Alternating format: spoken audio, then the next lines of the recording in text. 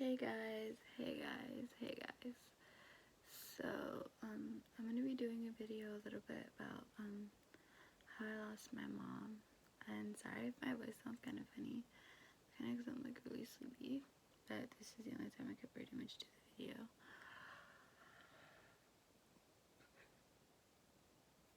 Sorry about that, guys. So it was. I'm gonna like kind of rewind back a little bit. So Christmas Eve, I had went to go see my best friend, and I didn't come back till about maybe an hour before Christmas. And I came home and my mom was awake with my daughter, and I told my mom basically like, you go ahead and give her to me whenever, just let me go to sleep for a little bit, because she was supposed to cook the next morning.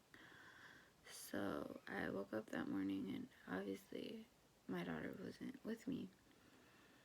So I told her, I went in her room, I was like, why didn't you tell me? Like, why didn't you get rid of me? I know you're tired. And she was like, because I know you're tired, you know. So, but basically she didn't get rid of me because she knew I was tired. And I didn't want her to have her because I knew that she was going to cook and that she was going to be tired. So what happened was, me and my husband, we left with our baby to go see his dad for Christmas. And we were there till about, we were there for a while. I don't want to give like an exact time because I don't know the exact time that I left.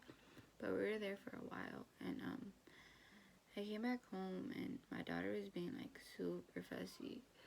So my daughter's a type of baby that like, she's really like, not fussy. Like, she's normally not fussy at all. So it was really weird for that to be like going on. So what I mean when I say fussy is like, she didn't want to lay down. She didn't want her bottle. She didn't want, like, we checked everything, like her diaper didn't need to be changed, fed, like she didn't want to eat. She hadn't like eaten recently, so there was no need to burp her, but we burped her anyways just to make sure, you know, she didn't have anything else that she needed to like burp out. So she didn't need to be burped, she didn't need to be changed, everything was fine with her, but she just didn't want to she didn't want to lay down.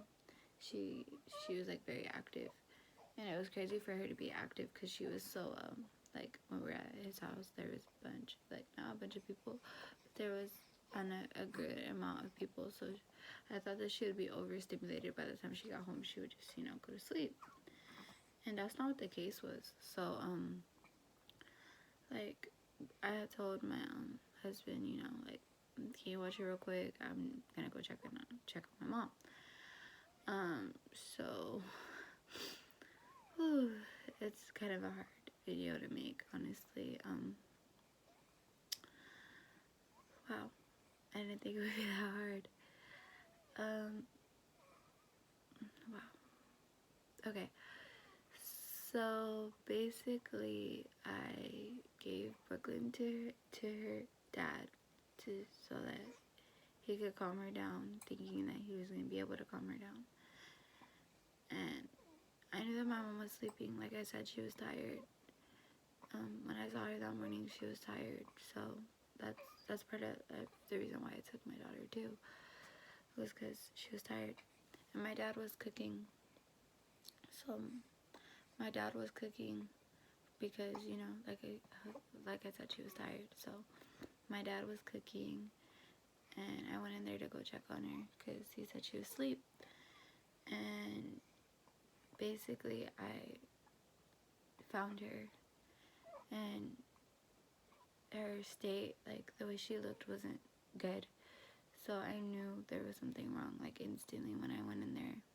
I knew there was something wrong with her.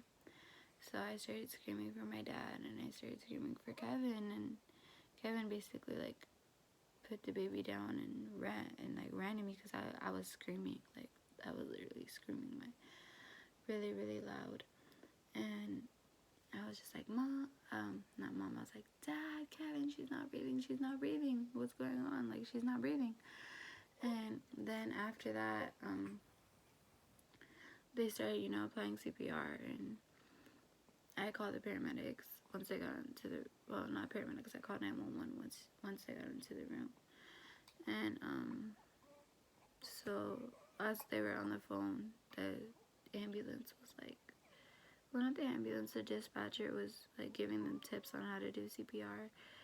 It took the ambulance about like 5 minutes to get there, to get to us. And I remember running out, like when they said that they were here, I ran to my back door and I ran outside to look for like paramedic lights, and I didn't see anything.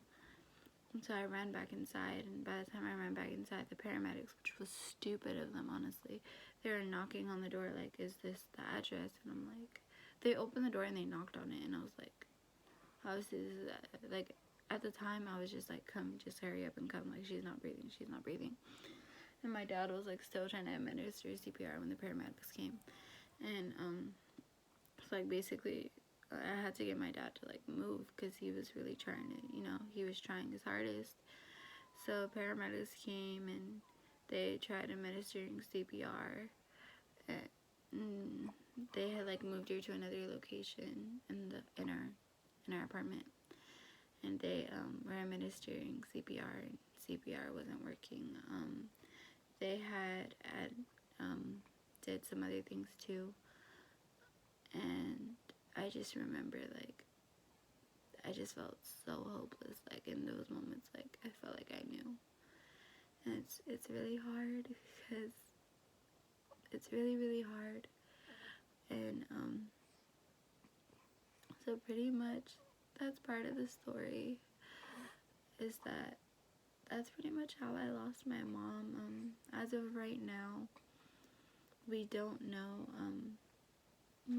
the cause yet, because she was perfectly normal before she passed.